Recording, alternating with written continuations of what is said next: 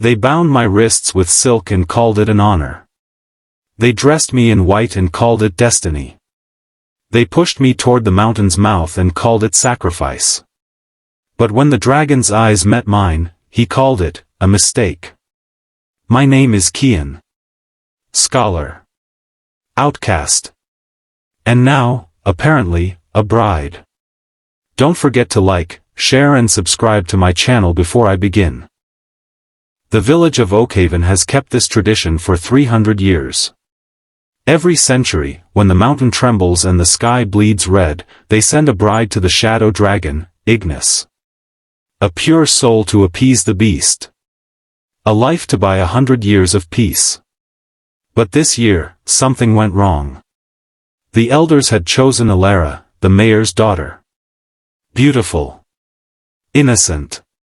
Everything a sacrificial bride should be. But on the night before the ceremony, she vanished.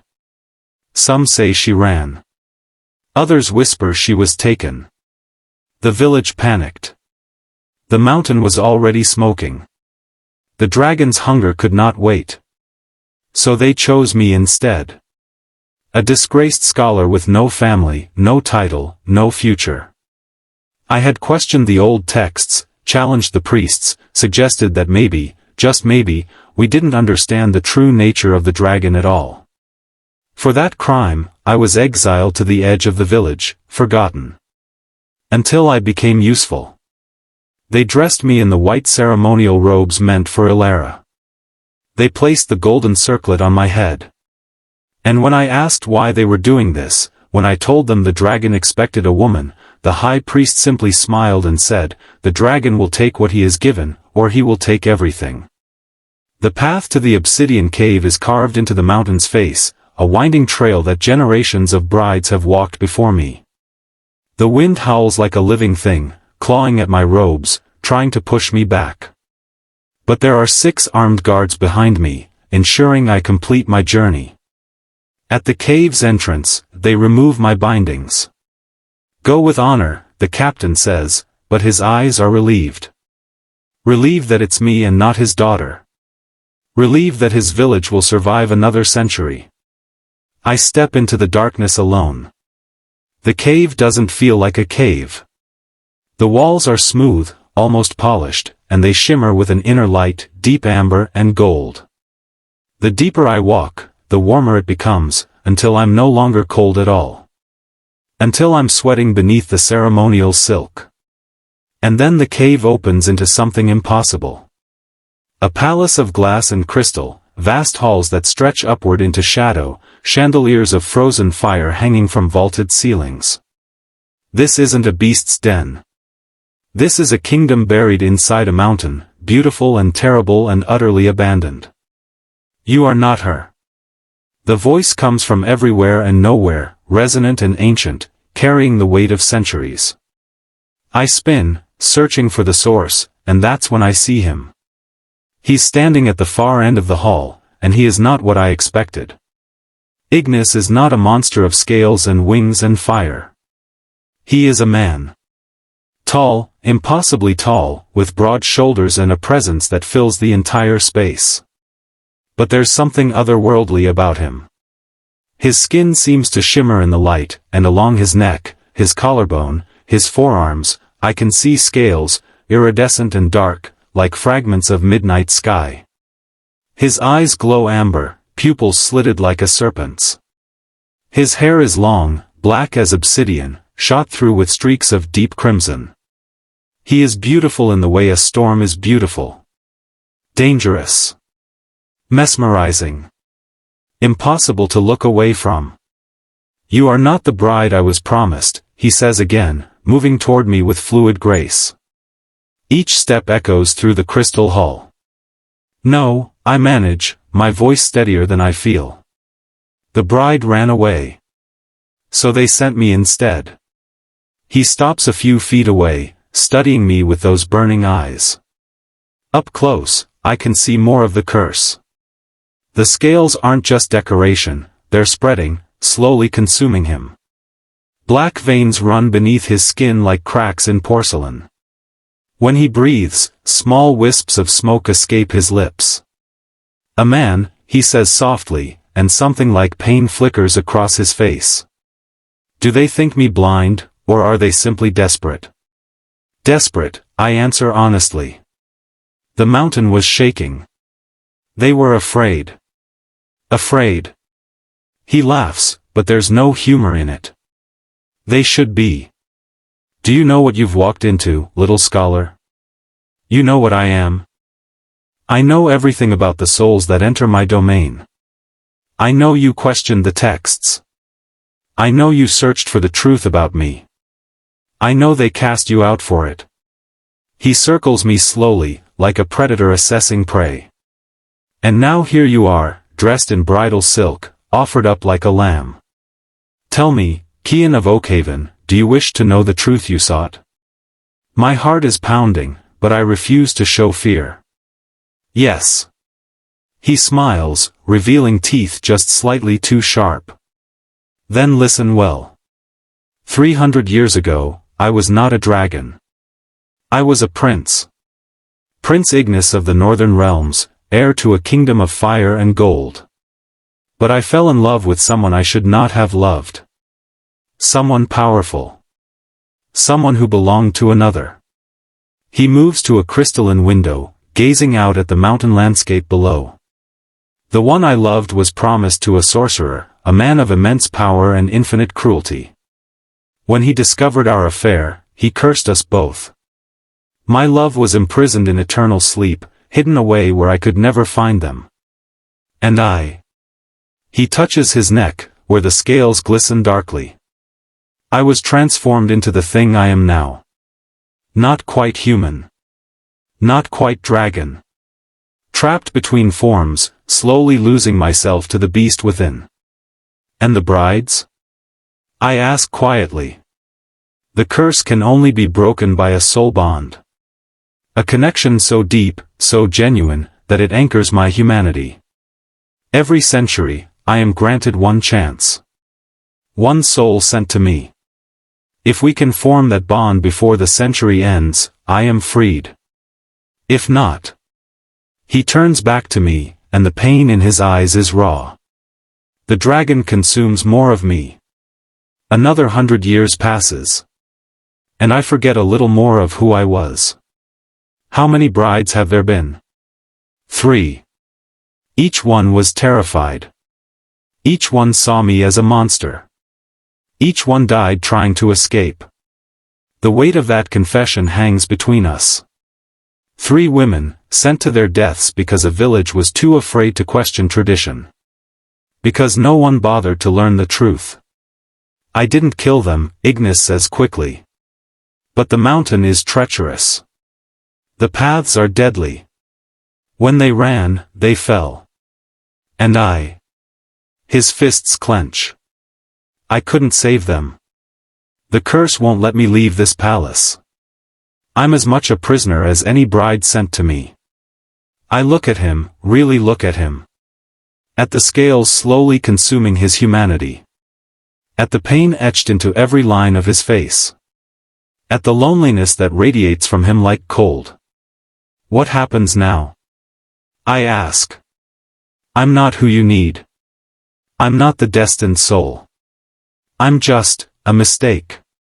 He steps closer, so close I can feel the heat radiating from his skin. That's what I thought.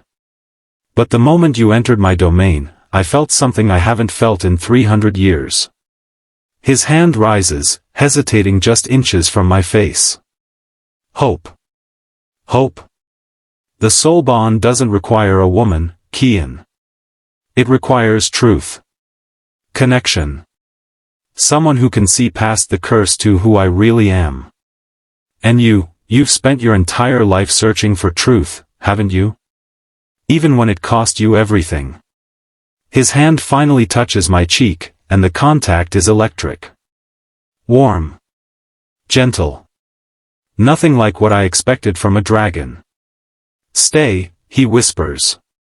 Not as a sacrifice. Not as a bride. Just, stay. Let me prove to you that there's more to this story than what your village believes. And if, at the end, you still want to leave, I won't stop you. I'll find a way to get you safely down the mountain, even if it costs me everything. I should say no. I should demand he release me immediately. But something in his eyes, something in the desperate hope written across his face, makes me pause. How long do we have? Until the winter solstice. 3 months. 3 months to break a 300-year-old curse. 3 months to form a soul bond with a dragon prince. 3 months to decide if the monster in the mountain is worth saving. I'll stay, I hear myself say. But I have conditions. He actually laughs, surprised and genuine. You're negotiating with a dragon? You're the one who asked me to stay. So yes, I'm negotiating. First, you answer all my questions. Every single one. No more secrets. Second, I have free access to whatever library or archives you keep here. I want to research the curse myself. And third, I meet his burning gaze directly. You treat me as an equal. Not a sacrifice. Not a prisoner. An equal. For a long moment, he just stares at me. Then slowly, deliberately, he smiles. A real smile this time, one that transforms his entire face. Agreed, scholar. To all of it. He extends his hand, and after only a brief hesitation, I take it. His grip is firm, warm, careful not to hurt me despite the claws I can feel barely sheathed beneath his skin. Welcome to my palace, Cian of Oakhaven. Let's see if together we can break a curse that's held me for 3 centuries. The first few days are strange. Ignis keeps his distance, as if afraid to get too close, afraid that the curse might somehow harm me. The palace is vast, with hundreds of rooms filled with treasures from a kingdom long forgotten. There are libraries with books in languages I've never seen. Galleries filled with paintings of people who've been dead for centuries. Gardens of crystal flowers that never wilt. And everywhere, signs of the curse's progression. Rooms where the walls are scorched black. Doors sealed with ice. Hallways where the temperature shifts from freezing to burning within a few steps. Ignis shows me to my chambers, a suite of rooms in the eastern wing with windows that overlook the valley below. This was prepared for the bride, he explains. It's yours now. Everything here is yours. Where do you stay? I ask. The Western Tower. As far from your chambers as possible. He sees my expression and adds quickly, for your safety. When the curse is strong, when I'm losing control, it's better if I'm isolated. But that night, I hear him screaming. I follow the sound through the crystalline halls, up winding staircases, until I reach the Western Tower. The door is sealed, ice creeping across its surface, but through the gaps I can see flickering red light and smell smoke. Ignis. I pound on the door. Ignis, let me in. Go away. His voice is strained, agonized. You can't see me like this. I don't care. Let me help you. Silence. Then the ice cracks, the door swings open, and I see him. The curse has progressed. More scales cover his body now, spreading across his chest, down his arms. His hands are tipped with claws, his teeth all sharp now. Smoke pours from his mouth with each breath, and his eyes glow brighter, more feral. He's on his knees in the center of the room, surrounded by scorch marks, his entire body trembling. You shouldn't be here, he gasps. It's too dangerous. But I'm already moving toward him. I've spent my life studying ancient texts, learning about magic and curses. I know pain when I see it, magical or otherwise. Tell me what you need, I say, kneeling beside him. I need. He looks at me, and there's such raw vulnerability in his eyes. I need to remember I'm human. That's what fights the curse. human thoughts, human feelings. But it's been so long, Cian. 300 years of isolation. 300 years of watching brides arrive only to die. 300 years of losing myself piece by piece. Without thinking, I reach out and take his hand. His scales are smooth beneath my fingers, warm like sun-heated stone. Then let me help you remember. How? Tell me about your life. Before the curse. Tell me about the prince you were. And so he does. He tells me about growing up in a palace of fire and gold, learning to rule a kingdom, training with the sword. He tells me about his younger sister, who used to put flowers in his hair. About his mother, who sang songs from the old country. About his father, stern but loving, who taught him that a king's first duty is to his people. And then he tells me about Kale. He was a guard, Ignis says softly, his breathing starting to even out as the curse recedes. Just a simple palace guard. But he had these eyes, green as spring grass, and when he smiled, gods, when he smiled, I forgot I was a prince. I was just a boy in love for the first time. What happened? We tried to hide it. For 2 years, we met in secret. But Kale was promised to Lord Malachi, a sorcerer who had loaned my father money to fund a war. It was a political arrangement, a debt to be paid. Kale didn't love him. He loved me. But when Malachi discovered our affair, Ignis's grip on my hand tightens. He cursed us both. Took everything we had. And I haven't seen Kale in 300 years. I don't even know if he's still alive. The pain in his voice is unbearable. 3 centuries of loneliness, of guilt, of love lost and hope fading. I don't think, I just act. I wrap my arms around him, pulling him close, and he freezes, startled. What are you doing? Something human, I whisper. Isn't that what you need? For a moment, he doesn't move. Then slowly, carefully, his arms come around me, and he holds on like I'm the only thing keeping him tethered to the world. His face buries in my shoulder, and I feel wetness there, tears or maybe just steam from his curse-heated skin. We stay like that until dawn, until the curse fully recedes and Ignis is himself again. When he finally pulls back, the scales have retreated, leaving only the permanent ones along his neck and collarbone. Thank you, he says quietly. You didn't have to do that. I know. But you were in pain, and I pause, trying to find the right words. I'm starting to understand why the soul bond matters. You can't break this curse alone, Ignis. You need someone to remind you why being human is worth fighting for. He looks at me with something like wonder. You really are different from the others, aren't you? I'm just stubborn.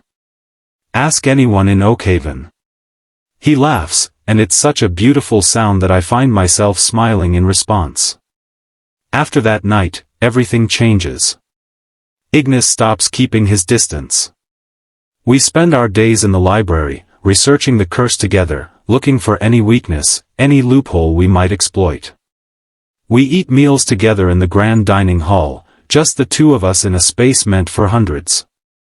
He teaches me the old language of his kingdom, and I teach him the new philosophies being debated in the world outside.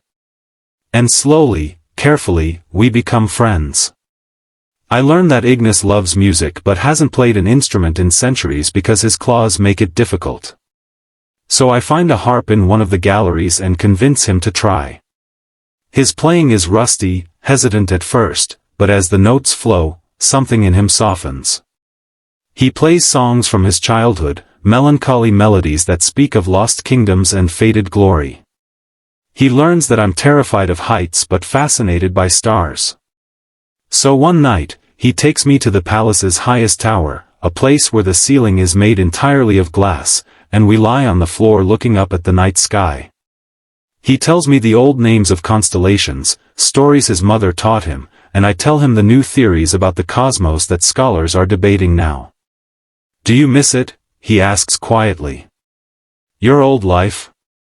Your studies? Sometimes, I admit. I miss the library. The debates. The feeling of discovering something new. But I turn to look at him, this beautiful, broken prince who's become so important to me in just a few short weeks. I don't miss being alone. And I was alone down there, even surrounded by people. Here, with you. I don't feel alone anymore. His hand finds mine in the darkness, fingers intertwining. Neither do I. The curse continues to attack him, but now I'm there to help him through it. I learn the warning signs, the way his eyes start to glow brighter, the way smoke curls from his lips when he's losing control. When it happens, I talk to him, remind him of who he is, anchor him to his humanity with stories and touch and presence. And somewhere along the way, friendship becomes something deeper. I notice the way he looks at me when he thinks I'm not paying attention. The way he lingers when our hands accidentally brush. The way he says my name, soft and careful, like it's precious. And I notice my own reactions too. The way my heart races when he enters a room. The way I find excuses to be near him. The way I've started thinking of this palace not as a prison but as home. But there's a complication. A truth I haven't told him. I think I understand what the soul bond really requires. It's not just friendship. Not just trust or companionship. It's love. True, genuine, soul-deep love. The kind of love that makes you willing to sacrifice everything. The kind of love that Ignis had with Kale, the love that made the curse's existence possible in the first place. And I think I might be falling in love with a cursed dragon prince. The realization terrifies me. Because if I'm wrong, if what I'm feeling isn't enough to break the curse, then I'm just setting us both up for more pain. And if I'm right, if I confess these feelings and the bond forms, what then? Do I become part of his curse? Do I get trapped here forever? And would that really be so terrible? I'm still wrestling with these questions when everything falls apart. It happens 2 months into my stay, during one of the worst curse attacks yet. I'm in the tower with Ignis, trying to talk him through it, when suddenly he grabs my wrist. His grip is too tight, claws digging into my skin, and his eyes are pure dragon now, no humanity left in them. Ignis, it's me. It's Cian. Come back. But he doesn't recognize me. The curse has taken over completely, and for the first time, I'm genuinely afraid. He's pulling me closer, smoke billowing around us, and I can feel the heat of his skin, hot enough to burn. Let go. I struggle, trying to break free. Ignis, please. Remember who you are. Remember Kale. Remember your mother's songs. Remember. Enough. The roar shakes the entire tower. Ignis releases me abruptly, and I stumble backward, falling hard. When I look up, he's standing over me, and his face is a twisted mask of rage and agony. Don't speak of them, he snarls. Don't use my memories against me like weapons. I'm trying to help you. By reminding me of everything I've lost? By making me remember all the reasons I should just give up and let the dragon take me completely? He's breathing hard, scales spreading further across his skin. Maybe the curse is right, Cian. Maybe I'm not meant to be saved. Maybe I should just stop it. I push myself to my feet, ignoring the pain from my bruised wrist. You don't get to give up. Not now. Not when we're so close. Close to what? We're no closer to breaking this curse than we were 2 months ago. You're just delaying the inevitable. The inevitable? The inevitable is that you're going to spend another century alone in this palace, losing more of yourself until there's nothing left but scales and fire. I'm shouting now, all my fear and frustration pouring out. Is that what you want? Is that what Kale would want for you? His hand shoots out, slamming against the wall beside my head. He's caging me in, his face inches from mine, and his eyes are blazing. You know nothing about what Kale would want. Then tell me. I meet his gaze without flinching. Tell me what he'd want. Would he want you to give up? To let the curse win? Or would he want you to fight? To find a way back to yourself, even if it takes 300 years? Even if it costs you everything? For a long moment, we just stare at each other, both breathing hard. Then suddenly, Ignis's expression crumbles. The rage drains away, replaced by such profound sadness that my heart aches. He'd want me to live, Ignis whispers. He always said that. Promise me you'll live, Ignis. Promise me you'll find happiness again, even if I'm not there to share it. That's what he said the night before Malachi discovered us. It's like he knew. His forehead drops to rest against mine. But I don't know how to keep that promise, Cian. I don't know how to live when I'm trapped like this. Then let me help you, I say softly. Let me be the anchor you need. Let me remind you every single day why being human is worth it. Why living is worth it. Let me. I swallow hard, gathering my courage. Let me love you. He goes completely still. What? I love you, Ignis. The words spill out now, unstoppable. I know it's only been 2 months. I know you still love Kale. I know I'm probably not what the curse needs, not really. But I can't keep pretending I don't feel this way. I can't watch you suffer and not tell you that you matter to me. That you've become the most important person in my world. That the thought of losing you, of the dragon taking you completely, it terrifies me. His hand comes up to cup my face, claws carefully retracted so he doesn't hurt me. Cian. You don't have to say it back, I continue quickly. I don't expect that. I just needed you to know. I needed you to understand that someone sees you, all of you, the dragon and the prince and everything in between, and loves you anyway. That you're not alone anymore. That you don't have to be. Stop, he breathes. Just, stop talking. Please. And then he kisses me. It's gentle at first, tentative, like he's afraid I'll pull away. But I don't. I lean into him, my hands coming up to grip his shoulders, and the kiss deepens. He tastes like smoke and cinnamon, and his warmth surrounds me completely, and for this moment, nothing else exists. Not the curse. Not the mountain. Not the village below. Just us. When we finally break apart, we're both trembling. Ignis rests his forehead against mine again, his breathing ragged. I don't deserve you, he whispers. That's not your choice to make. I still love him. Kale. After 300 years, I still. I know. And I'm not asking you to stop. Love doesn't work that way. The heart has room for more than one person, more than one love. I'm not trying to replace what you had with him. I'm just. I stroke my thumb along his jaw, feeling scales and skin beneath my touch. I'm offering something different. Something new. If you want it. If I want it? He laughs, the sound broken and beautiful. Cian, I've wanted it since the moment you walked into my hall and demanded to negotiate with a dragon. I've wanted it every time you stayed with me through the curse, every time you made me laugh, every time you looked at me like I was still human, still worth saving. But I was afraid. Afraid that caring for you would trap you here. Afraid that I'd destroy another person I loved. You won't. How can you be so sure? Because I choose this. I choose you. And that choice, that certainty, isn't that what a soul bond needs? Not just love, but the choice to love. The decision to stay, to fight, to believe in someone even when it's hard.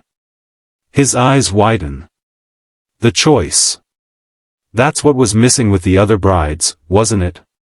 They didn't choose to be here. They were sent. Sacrificed.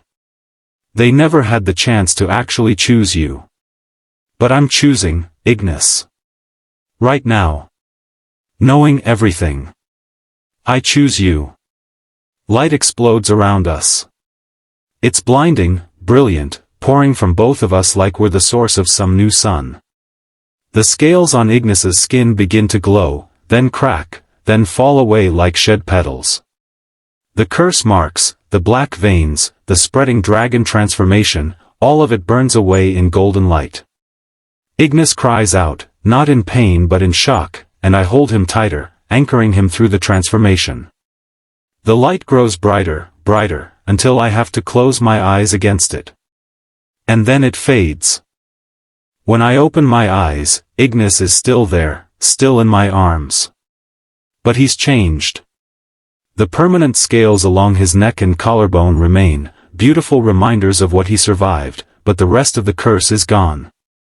His skin is unmarked, his eyes still amber but no longer burning. His claws have retracted completely, leaving only human hands. It worked, he breathes, staring at his hands in wonder. By all the gods, it actually worked. You're free, I whisper, and then I'm laughing and crying at the same time. You're actually free. He grabs my face and kisses me again, deep and desperate and joyful. We did it. Cian, we actually did it. We hold each other in that tower as dawn breaks over the mountain, two people who found each other in the strangest circumstances, who chose love even when it seemed impossible, who broke a 300-year-old curse with nothing but truth and choice and stubborn hope. Later, after the initial euphoria fades, we have decisions to make. The palace, no longer sustained by curse magic, is beginning to crumble. We have days, maybe a week, before it's no longer safe. We have to leave, Ignis says, looking around at the crystalline walls that have been his home and prison for so long. But where will we go? My kingdom is long gone. Your village thinks you're dead. Then we go somewhere new, I suggest. Somewhere neither of us has been. We start fresh. Together? Together. He smiles, and it transforms his entire face. I'd like that. But first. He takes my hand. There's something I need to do. He leads me deep into the palace, to a room I've never seen before. It's small, plain, with nothing but a single mirror on the wall. But the mirror is glowing faintly, covered in the same symbols that mark the curse. This is how Malachi trapped Kale, Ignis explains quietly. A mirror prison. I've tried for 300 years to break it, but the curse wouldn't let me. But now. He places his hand on the mirror's surface, and it ripples like water. The glow intensifies, and then a figure begins to form within the glass. It's a man. Young, with dark hair and those green eyes Ignis described. He's asleep, frozen in time, and even through the mirror I can see how much Ignis loved him. I can't break the prison completely, Ignis says, his voice thick with emotion. That would take magic I don't have. But I can do this. He whispers words in the old language, and the mirror's glow shifts from harsh white to soft gold. Kale's eyes flutter open. He sees Ignis, and his face transforms with joy and confusion. Ignis? His voice is muffled, dreamlike. You're different. What happened? The curse broke, Kale. I'm free. How? After all this time, how? Ignis looks at me, and his smile is gentle. Someone taught me that love isn't about holding on to the past. It's about choosing the present. About finding hope in impossible places. He turns back to Kale. I can't free you. Not yet. But I promise you, I will find a way. I'll search every corner of the world, learn every magic, make whatever bargains I must. You will be free, Kale. I swear it. Tears stream down Kale's face. I never doubted you would survive this. I knew you were strong enough. He notices me then, and his expression softens. Is that? This is Cian. He's the one who saved me. The one who reminded me how to be human again. Kale looks at me for a long moment, then smiles. It's warm, genuine, without a trace of jealousy. Thank you, he says simply. For giving him back his life.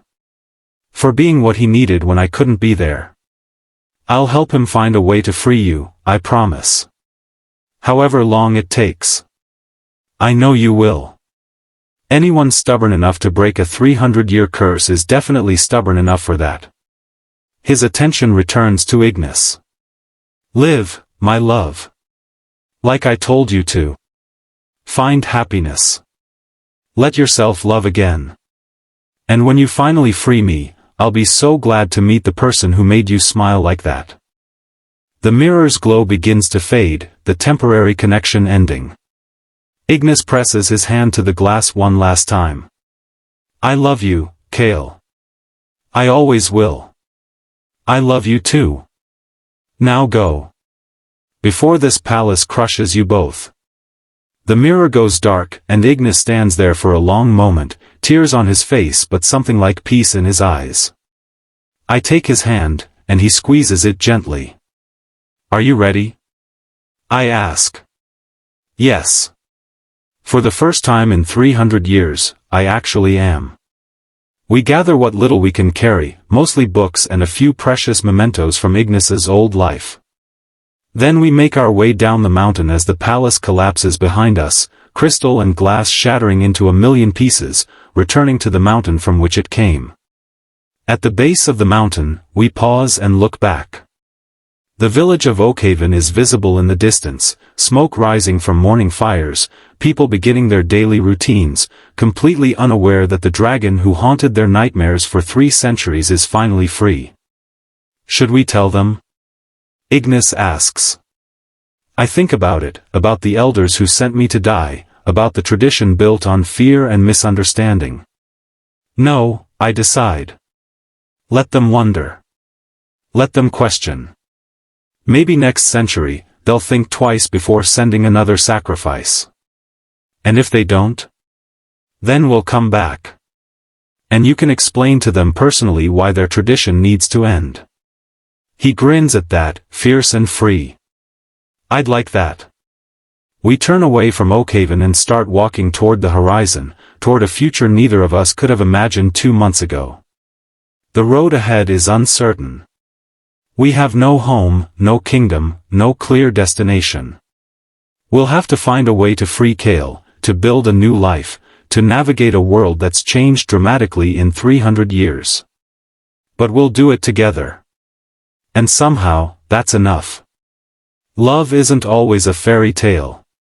Sometimes it's a choice you make in the darkness, when every logical reason says to walk away. Sometimes it's seeing someone at their worst, their most monstrous, and choosing to stay anyway. Sometimes it breaks curses. Sometimes it just saves you. This is a story about that kind of love. The kind that's messy and complicated and real. The kind that doesn't erase the past but makes space for it. The kind that says, I see all of you, and I'm not afraid. Because in the end, the most powerful magic isn't ancient spells or sacrificial rituals. It's the simple, extraordinary act of choosing someone. Of saying, yes, you. I choose you. And sometimes, that choice can set a whole world free. Hit the subscribe button for more enchanting tales every week. Don't forget to keep the magic alive.